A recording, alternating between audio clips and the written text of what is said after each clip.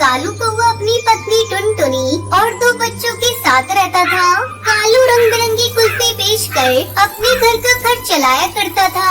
ठंड का मौसम शुरू हो चुका था, जिसके चलते कालू की बनाई रंग बिरंगी कुल्फी खाने कोई भी पक्षी नहीं आता था। वो अपने ठेले के पास उदास बैठा था। क्या करूं, कुछ समझ में नहीं आ रहा है। ठंड इतनी बढ़ गई है कि कोई बर्फ कुल्फी खाना ही नहीं चाहता। ऐसे ही कुछ दिन चलता रहा तो मैं रोड पर आ जाऊंगा। घर में पत्नी और बच्चे का खर्च अब मैं कैसे पूरा करूंगा।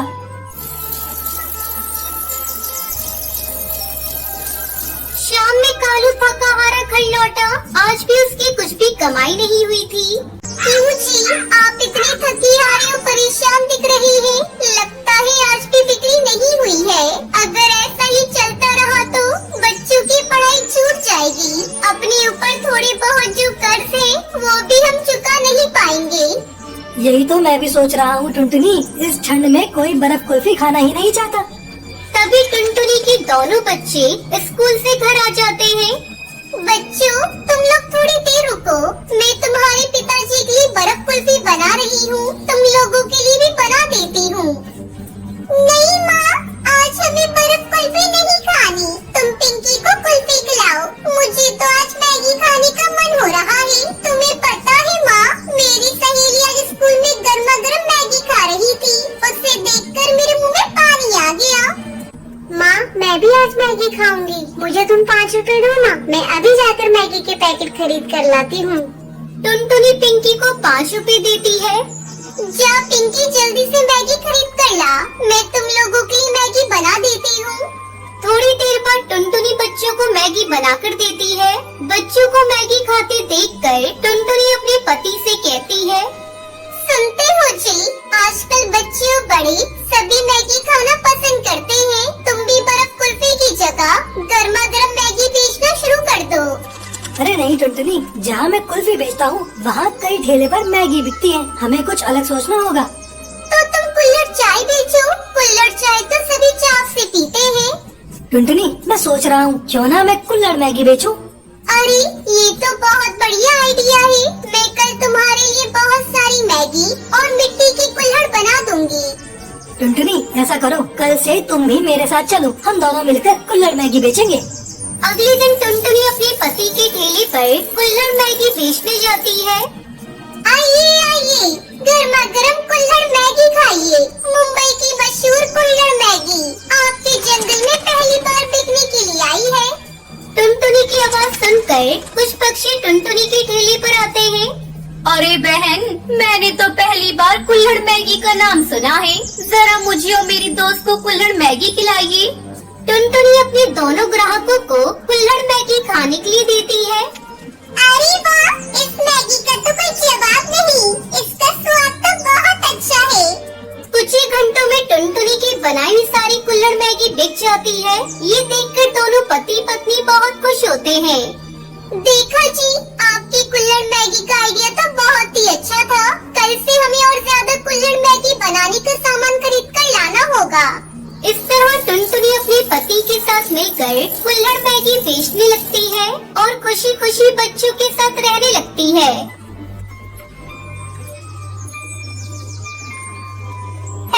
बरसात का मौसम था।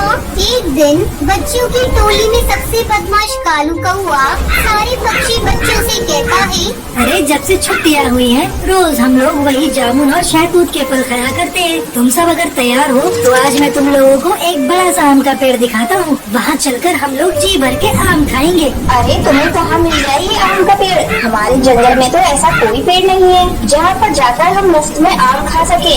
अरे तुम लोग चलो तो सही। वो पेड़ थोड़ा दूर जाकर है, लेकिन उस पर बहुत स्वादिष्ट और बड़े बड़े आम लगे हुए हैं।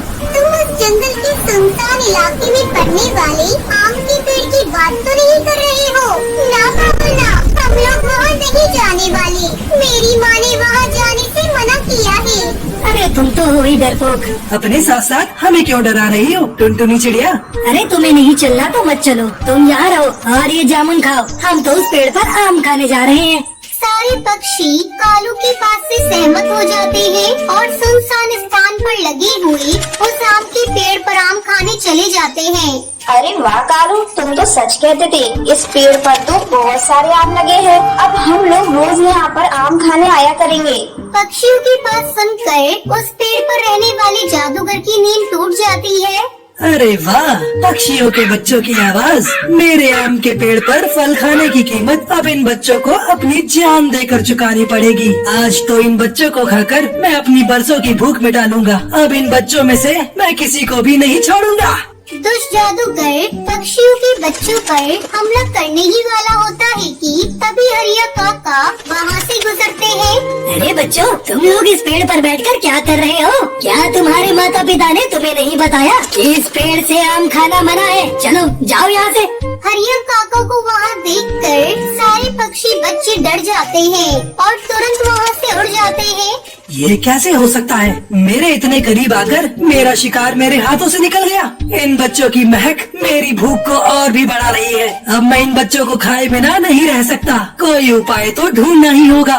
इसके बाद दुष्ट जादूगर बच्चों का शिकार करने के लिए एक उपाय सोचता है। अगले दिन जादूगर एक साधारण कौवे का भेष बदल कर जंगल में आम बेचने आता है। आम ले लो आम, ताजे ताजे आम, मीठे रसीले आम। मेरे आम इतने ताजे और रस भरे हैं कि जो इन्हें एक बार खाता है वो दोबारा खाए बिना रह नहीं पाता।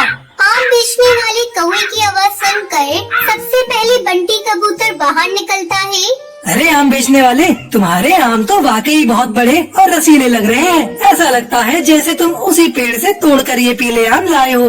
बंटी कबूतर उस जादूगर की बातों में आ जाता है और जैसे ही वो शाम को खाता है वो जादूगर के वश में आ जाता है। एक शिकार का इंतजाम तो हो गया, बाकी के शिकार को और ढूंढना है। मैं किसी को भी नहीं छोड़ूंगा। तुम सबको चुन चुन के अपने आम के पेड़ पर ले जाऊंगा। इसके बाद बंटी कबूतर सम्मोहित होकर खुद ही शाम के पेड़ के पास जाने लगता है। थोड़ी दूर जाने पर इससे पहले कि कोई और पक्षी मुझे देखे, जल्दी जल्दी उन बच्चों को ये आम खिला देता हूँ और पकड़कर अपने पेड़ पर ले जाता हूँ। तभी जादूगर को टुनटुनी चिड़िया अपने घर के बाहर खेलती हुई दिखाई पड़ती है। अरे आओ आओ छोटी चिड़िया, तुम्हें भी आम बहुत पसंद है ना? लो मेरे आम खाकर देखो। नहीं नहीं, मेरे पास आम खरीदने के लिए पैसे नहीं है। मुझे तुम्हारे आम नहीं चाहिए। तुम्हारे जैसे छोटे छोटे बच्चों को मैं मुफ्त में आम देता हूँ। मैं तुमसे पैसे नहीं लूंगा। आओ मेरे पास, आम देखो कैसा है। नहीं, मैंने कहा ना मुझे आम नहीं चाहिए। मेरी माँ ने अजनबी पक्षियों से कुछ भी लेने को मना किया है। बड़ी जिद्दी है ये चिड़िया, लगता है ऐसे नहीं मानेगी। इतना कहकर वो अपने जादूगर रूप में आ जाता है। मैंने कहा ना, जल्दी से आम खा ले। खा जल्दी से, जल्दी खा। जादूगर जबरदस्ती टुनटुनी चिड़िया के मुंह में आम का टुकड़ा डाल देता है, जिसके बाद वो भी सम्मोहित होकर वहाँ से आम के पेड़ की ओर उड़ जाती है। इसी तरह वो दुष्ट जादूगर बारी बारी से जंगल के सभी पक्षियों को वश में करके अपने आम के पेड़ पर ले जाता है। कुछ देर बाद जंगल में अपने बच्चों को गायब पाकर सारे पक्षी रोने लगते हैं। अरे देखो पक्षियों, एक साथ इतने सारे बच्चों के गायब होने के पीछे जरूर कोई बड़ी वजह है। आज दोपहर को मैंने एक आम बेचने वाले को देखा भी था।